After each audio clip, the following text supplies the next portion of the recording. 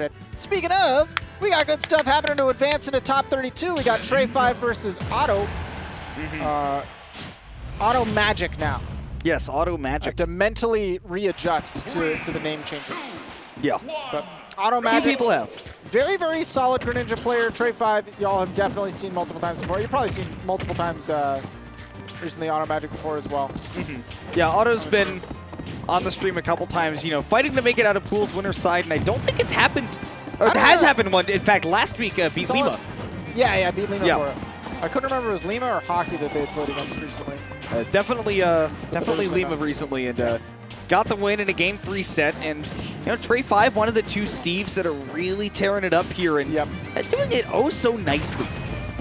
Man, right now Trey 5 is just casually racking up damage. I feel like it's not even been an advantage state. It's just a counter poke whenever Auto gets too close.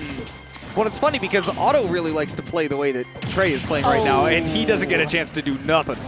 That is bread and butter for Steve. Clean confirm. It's just wait for Auto to kind of whiff and get him eaten alive by that minecart.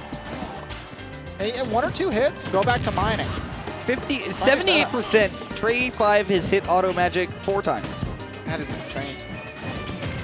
And there we go, trying to throw out those shurikens just to pester, and instead eats the minecart. Yeah, it's so tough for Auto because a lot of times Greninjas like to scare you with, you know, hitting you up in the air and then threatening you when you're trying to find your way back down. Steve doesn't have to worry about that as much. He's very good at escaping juggles. Traditionally, Greninja a very good whiff punish character, and we don't see a lot of opportunity for that the way that Steve sets up his defense. Well, and especially in setting up the defense, Greninja's very good at trying to get you to approach him, right, and establish your offense and then counter hit you for that. Like you said, Trey 5 has been doing a ton of good stuff like that, and even when, you know, Auto's throwing out these water shurikens and stuff, right? Ultimately, Steve is the one that scares you into approaching more than a Greninja can, because if he gets Diamond, stuff like this happens. Yeah, but the way that we see Trey 5 set up these blocks on her flats, oh dear. Very fast faller, great SDI. Yeah, fast faller means you can just eat those combos. 26% off of a jab, not bad. Gross. And stage position when you're Steve. So we've seen a lot of Greninja, what they want is dash attack, what they want is jump in with Nair. And neither of those things are easy when Steve's able to just set up those blocks in the right position or sit under the platforms in the right spot. And Trey 5 going all the way across the stage to craft some gold, you know, instead of summoning the crafting table to him. So I'm not really sure what the methodology is there, but he's still got the gold sword. He's got another diamond in the back in case he loses this stock. And as he does, here comes the diamond. Decides to set up a block so he maybe has time, but after the anvil, Auto finds his way in with the Nair. Ooh. I was afraid for a second there. I was like, wait a second, Trey missed the tech. Like, that's dangerous. But now he's got that diamond. Pretty much any stray hit will surely, if not kill, set up for a kill off stage. And in just comes the super power minecart. Wahoo! It's interesting to see how Auto is going to be able to find his in. Because the way that Trey 5's been setting up the blocks, really difficult to just set up free dash attacks, and really set up to find jump-ins with Nair. And if you can't do those with Greninja, normally the way you kind of force somebody into doing something that gets punishable by those is throwing the shurikens. That really hasn't found much success because minecart just comes in and then throwing a shuriken and you get hit by minecart. Yeah, Trey definitely hasn't seemed pressured at all, and like you're saying, it's on him that he's been able to alleviate that pressure. And we're back to Pokemon Stadium 2, and for what it's worth, if blocks are giving you the most trouble, you want to go to a stage that is going to give Steve a lot of iron, even though it will give him a lot of his attacking resources. If you're struggling because of blocks, Steve will mine slower on iron stages than he will on other, you know, like wood or dirt stages. So I didn't know that. It's reminiscent of Minecraft, right? Where mining with the pickaxe and getting through stone and stuff is going to take longer than chopping down a tree or getting dirt. So I wouldn't mind maybe letting him mine quicker, but go to a stage that has more wood, so maybe the minecart is less prevalent. But I don't know if the speed change makes it really not matter. Well, and that is such an interesting thing to think about too, because by the time you do actually get him into a corner or manage to land a substantial hit, the moment that you get him into the air, he will almost always have a minecart on an iron stage to actually get out of the combo that you just are trying to finish. I feel like minecart has been the biggest thing. Like blocks, no matter what blocks they are, they're doing kind of the same thing for him in the matchup, but the minecart, if you can kind of cut that away from him, gives Otto a lot more room to play the way that he wants to. He's found a little bit more room around it, I think, stopping himself short of where he would normally dash in and trying to punish the early minecart. Has found him some good success so far.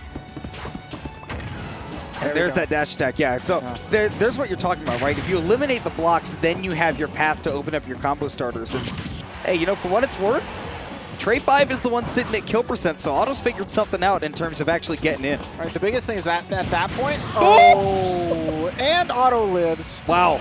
I surely thought he was the one dying there. And that wastes a diamond on Trey 5's end as well. Upstash not going to do it because he's a fast faller. Oh. He is certainly a fast faller. I can't deny that anymore. I agree with Otto's player cam at that moment. I did not expect him to drop to that. Oh, that's a big bad place to be when you're Greninja. And the gold. Oh, barely jumped over. I have to say those gold tools are afforded Trey the opportunity to get that jab into forward air. They're so fast. Now the big problem Otto's going to have to get through right now is now all the blocks that Trey 5 has access to are much better than Dirt. They're going to be much harder to break through. So it's not going to be child's play to knock those blocks off and come in with a dash attack or come in with an air. Yeah, it's not going to be super easy to get in on Trey anymore. And, you know, like we said, we saw him have a pretty solid game plan for that earlier, but now, you know, with a lot of stone blocking your way, for example, blocking, yeah, very funny. That move's just so strong. Yeah, dude, it doesn't look that strong, but the pickaxes just do so much damage. See, it took him so long to break those blocks that it gave Trey 5 time to mine and set up this diamond. And the advantage is just so, you're forced to go in on his terms now. He is mining the TNT, which I find very funny. Okay, good jump out there by Otto, and knowing, all right, if Trey's going to put so much pressure on the ledge, if I can just get behind him, I get easy stage control, and you know, maybe I can force a panic option out of him. Ooh, he got the air dodge in, but not the right timing. Yeah, and I think that would have been the sweet spot at that point. Yeah, probably not. Under the stage. Yeah, goes under because he doesn't want to deal with Anvil. Catches a roll, but because it's the roll, isn't able to get a KO, just takes a stage position. A gentleman set up on the ledge. Otto waited to react, but didn't have, I guess maybe missed an input or something. Yeah. Well, his moves are just slow, right? You can't really reaction kill there. Ooh, but you can't set up punish, right? Did you catch the good DI there by Otto, by the way, to make sure that he didn't have to try and tech that block? Yes. Yeah. Because that back throw can be super deadly in that situation. But he recognized where he was. Oh, just barely had time to get that out before he got hit by the cart, and that's why it's so dangerous to try to challenge that way.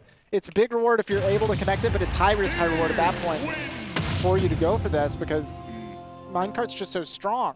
It's not a trade you can take. No. Not when you're down a stock at such high percent. Especially not with the powered rails, too. Yeah, but on the other hand, as Otto, if you know that that's the only opportunity you have to get in is when he's flinging himself at you with the cart, you have to take it. Yeah. So, and we saw one work out. Next that swing time, yeah, just wasn't able to. It works out when you're in the lead. It doesn't work out when you're down. Yeah. Yeah. That's generally the idea behind trades. I mean, Trey 5 doing a great job, though, of systematically figuring out this is where Greninja excels. I am going to cut off those points in the matchup. These blocks are going to make it very difficult for you to get in everything that you want to start. So when you have to approach me awkwardly, I'm ready